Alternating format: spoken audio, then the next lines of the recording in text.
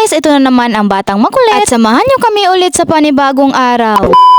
So for today's video nga po pala ay pupunta nga pala kami dalawa ni Jepoy sa grocery store. Paano ba naman dahil naubusan nga kasi si Jepoy ng diaper. Nilisan na nga rin namin dalawa ni Jepoy na maglakad sa grocery store. Paano ba naman at baka magpupop nga itong batang to. Hoy, wag naman sana.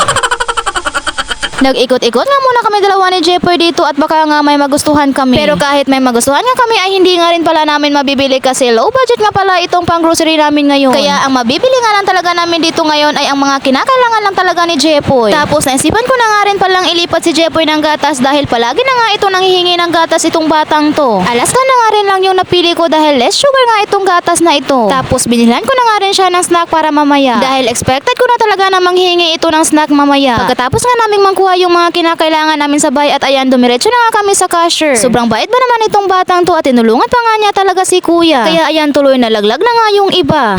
Sobrang liit na nga lang yung pinamili namin pero muntik nang umabot ng 1K. Pagkatapos nga naming mabayaran itong pinambili namin at ayan dumiretso na nga kami pauwi. At pagkarating nga namin dito sa bahay at inarrange ko na nga yung pinambili namin tapos kumain na nga rin si Jepoy ng kanyang snack. Dahil napagod nga rin ito si Jepoy sa kakalakal. So ayun lang, thank you for watching.